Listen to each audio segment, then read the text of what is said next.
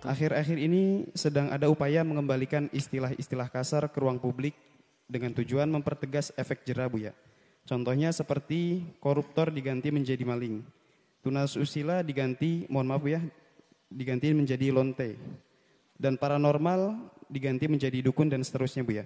Bagaimana pendapat Buya mengenai hal ini? Apakah ini adalah hal yang bijak, Buya? Baik. Menyebut sesuatu yang buruk, pekerjaan yang buruk, dengan sebutan yang buruk, bukan sebuah kejelekan.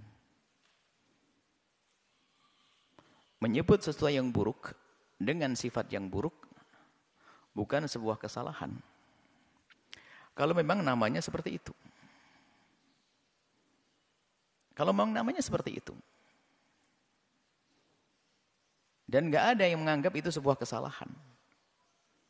Mohon maaf, yang kita buang dari diri kita namanya air kencing. Ya sudahlah.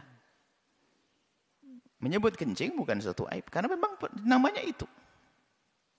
Kotoran, segala yang buruk disebut buruk, bukan sebuah yang salah. Memang namanya itu. Tadi disebut koruptor.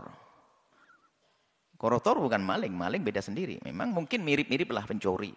Ya, nggak ada masalah. Pemberian nama semacam itu. Mungkin bagi orang yang nggak ngerti koruptor itu dipikir sama kontraktor. Wah, pakai tortornya. Nggak ngerti orang kampung, nggak ngerti istilah koruptor, ya dianggap baik-baik. Perlu dikatain maling gitu, sah-sah aja. Jadi pemberian nama-nama semacam itu enggak seperti apa tadi satunya? Lonte. Ya ada apa pasal? Memang namanya seperti itu. Kalimat lonte sudah biasa disebut. Bahkan mungkin orang pernah ada lagu-lagu namanya lonte segala macam. Enggak ada masalah kok. Cuman kita cuma mengenal keanehan di akhir-akhir ini di saat ada orang mengucapkan lonte seolah-olah itu penghinaan dengan kaum lonte. Enggak.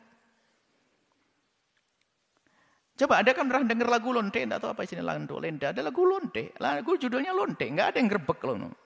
Orang buat lagu namanya lonte. Punya orang ada lagu namanya lonte. Coba buat nama lagu lonte ada enggak? Ada lagu lonte banyak. Ada lonte.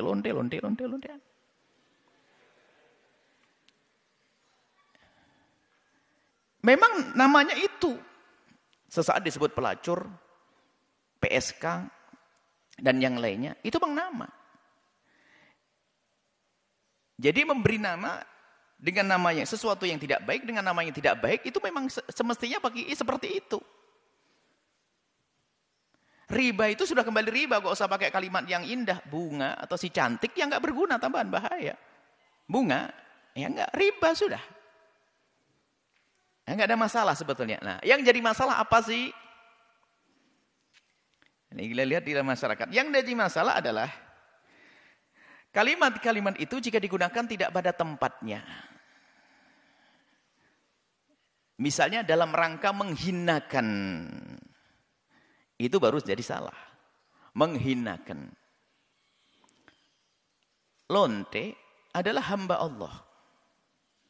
Pencuri, maling adalah hamba Allah. Pelacur hamba Allah. Coba jika kalau membawa kalimat tersebut, tujuan saya benar, nggak ada yang marah. Misalnya kami berkata, semoga lonte-lonte yang ada di sini, di kota ini diberi petunjuk oleh Allah, lalu menjadi wanita solehah, dimuliakan. Mana ada yang marah dengan kalimat lonte?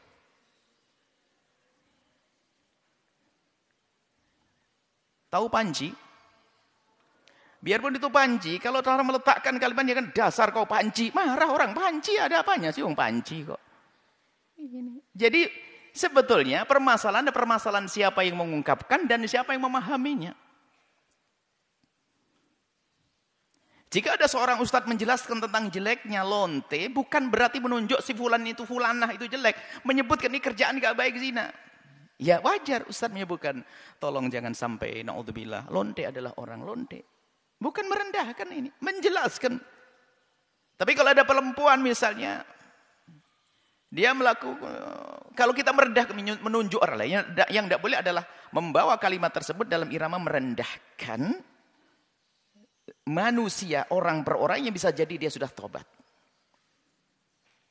Dasar kau lonte, nggak boleh. Bisa saja lonte hari yang lalu.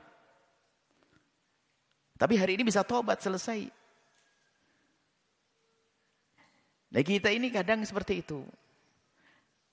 Menganggap kalimat ini semuanya selalu gak boleh. Sehingga saya harus menghindari dari kalimat pelacur. Saya kasihan dengan pelacur. Saya harus menghindari kalimat lonte. Memang kenapa kalau dihindari?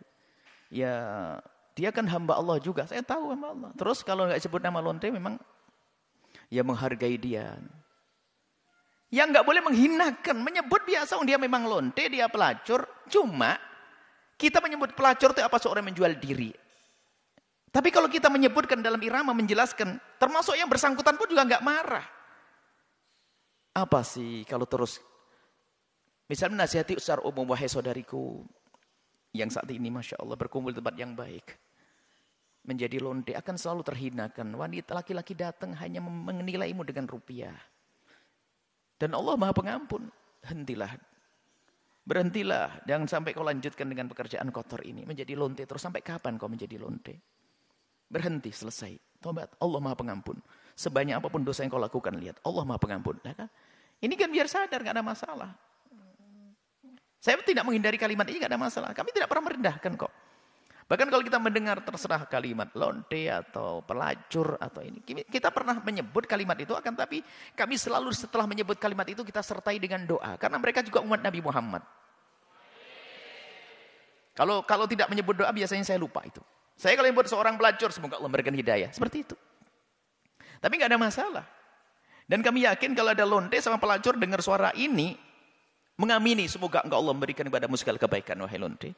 Wahai pelacur, menghentikan dari kehinaan, lalu ada yang mengambilmu laki-laki mulia, sehingga kau mulia di rumahmu, punya anak yang soleh-solehah, kau menjadi kekasih Allah, enak selesai. Lah permasalahan ini adalah kadang-kadang ini loh. Kalimat bisa diungkapkan dalam keadaan ada nada kebencian. Maka kalimat yang baik pun menjadi tidak baik. Atau di sisi lain, di saat ada orang memakan kalimat semacam ini, dinilai dia omongannya kotor. Loh, saya kotor boleh dari awal menyebut kalimat lonte, pelacur, maling. Jelek banget bu ya majelisnya hari ini. Majelis maling. Anda ngomong gitu enggak? Di luar dia ini majelis maling hari ini. Majelis lonte, majelis pelacur. Majelis apa tadi? Koruptor. Kita tidak menyebut koruptor, jangan mendoakan semoga Allah memberikan hidayah. Jadi maksud kami, wajar ya. Kalau pekerjaan bukan orang ya. Kita tidak menunjuk si A lonte, si A pelacur, si B. Enggak. Pekerjaan. Dan di kamus bahasa Indonesia juga ada itu kayaknya. Coba lihat. Tadi saya sebut lagu-lagu ada, lagu-lagu lonte-lonte. Tidak digerebek kok penyanyinya. Enggak ada, biasa kok. Tapi kenapa di saat ada seorang ustadz ngomong lonte misalnya langsung, enggak ini ustadz enggak beradab, lesan yang nyebut-nyebut lonte. Enggak pentas, enggak. Merendahkan lonte. Oh, mungkin ustadz tidak merendahkan, menyebutkan kerjaan lonte. Mungkin seperti kita tidak tahu. Tapi di sisi lain memang ya kita harus waspada di menyebut kalimat tersebut. Jangan sakiti hati mereka. Orang yang terjerumus menjadi pelacur, hati kecil yang kami yakin yang menjadi pelacur menjadi lonte. Hati kecilnya ingin mulia. Bahkan ada banyak sebab kadang menjadi lonte. Mungkin ekonomi, mungkin dia dibohongi oleh orang lain. Mungkin sehingga sudah terlanjur basah dia. Dia mau kembali sudah susah.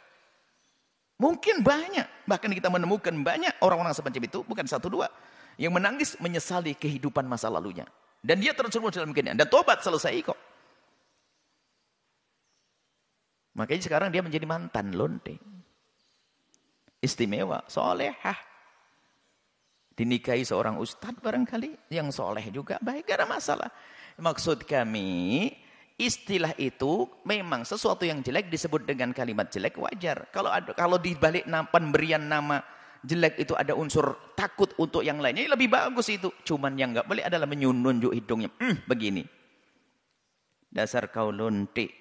Nggak boleh. Kecuali memang orang tersebut mengatakan, ya saya adalah lonte. Saya sedang jadi lonte. Enak jadi lonte. Lah itu ya.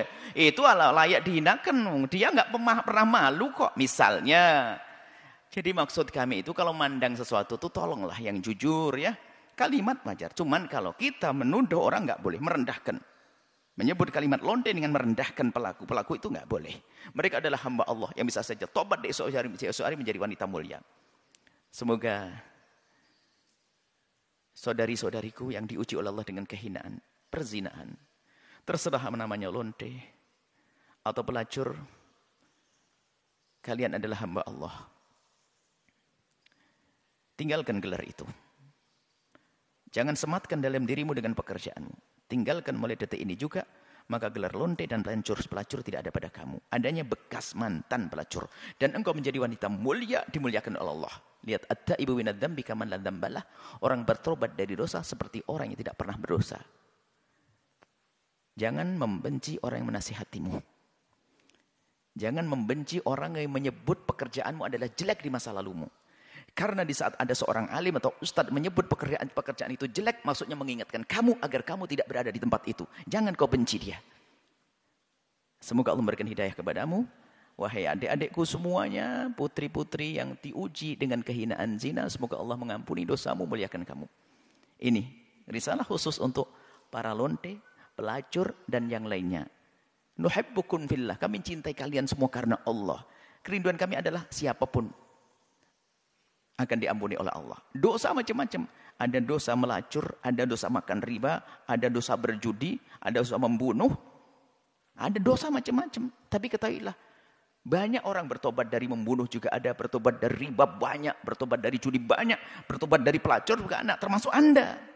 Anda lonte pelacur dan mendengar suara kami, lalu Anda Anda ingin kembali, tutup aib itu, hijrah, pindah ke kampung yang lain sampai tidak ada yang tahu kalau Anda adalah mantan lonte. Selesai. Anda tidak marah kan waktu saya nyebut Anda lonte dan pelacur? Karena saya mendoakan Anda. Ini loh. Jadi sebetulnya sederhana. Jangan sampai hal begini jadi permusuhan. Ini si fulan mengatakan lonte merendahkan. Ini enggak mau nyebut lonte. Jadi seolah-olah ini enggak, biasa saja. Wajar saja, enggak ada masalah. Semuanya adalah dikembalikan pada niat di saat mengucapkannya. Semoga Allah mengampuni semuanya.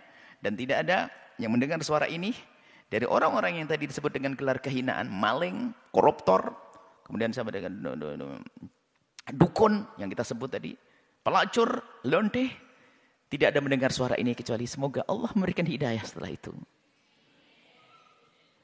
Sejelek-jeleknya lonte, sejelek-jeleknya koruptor, tidak lebih jelek, tidak melebihi daripada jeleknya Sayyidina Umar bin Khattab sebelum masuk Islam. Waktu Sayyidina Umar sebelum masuk Islam kafir. Waktu sebelum Sayyidina Umar masuk Islam kafir dan memusuhi Nabi, ingin bunuh Nabi. Sejahat-jahatnya manusia. Tapi setelah mendapatkan hidayah menjadi orang yang paling dekat dengan Rasul, maka siapapun Anda, koruptor besar, pelacur besar, semuanya ayo kembali kepada Allah. Menjadilah Anda orang mulia seperti Sayyidina Umar bin Khattab, dari kehinaan menjadi mulia. Wallahu a'lam.